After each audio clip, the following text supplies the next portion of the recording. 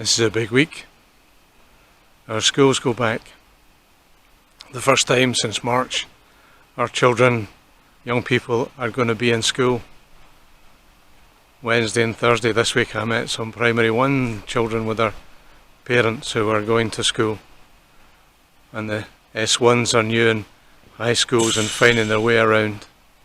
It's all new and back to normal in some ways. Children and young people finding their way around school again for the first time for a long while. Children are excited to see their pals again. Haven't seen their friends for a long time. Parents are happy to see their children get back into some kind of routine and rhythm of school.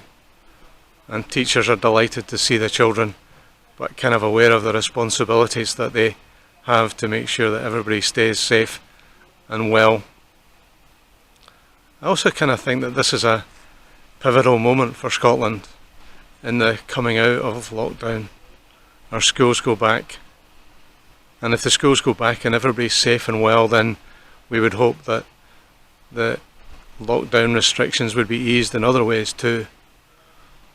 If it doesn't, and schools going back lead to spikes in COVID, then we might well expect the lockdown restrictions to be back in place.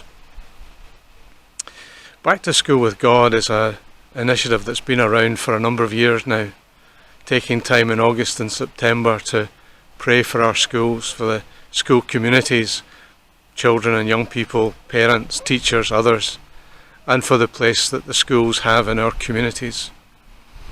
And to take time to think of praying for our schools and is more important, I think, this year than ever, given the background of 2020, given the fact that children have been away from school for such a long time this year.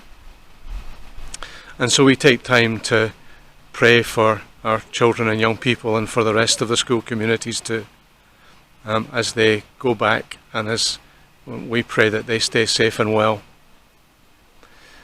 Daniel was a Bible hero who lived his life by faith in difficult and confusing times.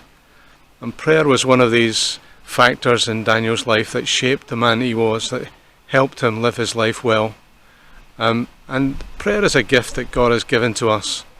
And it's important, I think, that this time in this year that we take time to pray for our children and young people, to pray for the place that our schools have in our communities, to pray that the grace of God will help everybody to stay safe and well, and that same grace will help us to do what it takes on our part to make that happen. So take time if you can to pray for the school in your community, for children and young people that you know, and pray that God's grace will help them be safe and well, and that Scotland will be blessed by this generation of children and young people, and blessed by the grace of God to